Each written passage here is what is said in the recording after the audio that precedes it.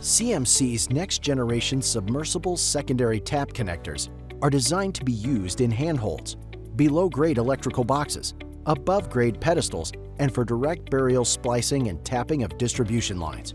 You'll find these connectors are easily installed in tight spaces. The tools you will need are lineman pliers, a 7/16 insulated hex wrench, a torque wrench, some sort of cutting utensil, and a wire stripper. Preparing the conductor. The back of the connector has a strip length indicator, molded into our sustainable TPE. Refer to the enclosed instruction sheet as well. First, lay the wire across the strip length. Next, cut and strip the wire insulation.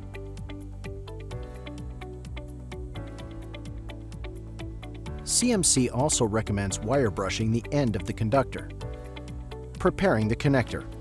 First, remove the rocket on the port you are using and determine the proper place to cut. Wire size will determine how much is cut. Sizing is listed on the rocket. Reference the instruction sheet included. Note, when installing 250, 300, or 350 kcmil conductors, discard the entire rocket. Next, apply silicone to the port. Using the large pull tabs, easily remove the patented tethered set screw access cap. Notice the pop sound upon removal, indicating an extremely tight seal. Loosen the set screws to allow cable entry into the bar. Installation. Apply silicone on the insulation of the wire. Simply push the wire through the rocket or port until the conductor hits the enhanced solid wire stop or the back of the connector. Next, work the wire back and forth to get the oxide inhibitor worked into the strands. Reference the stuffer sheet to see torque value and then lock down the wire using a torque wrench.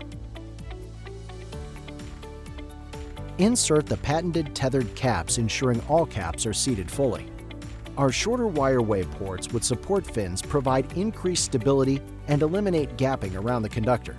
However, double-check the rockets are completely seated in that port. Lastly, roll the connector into place.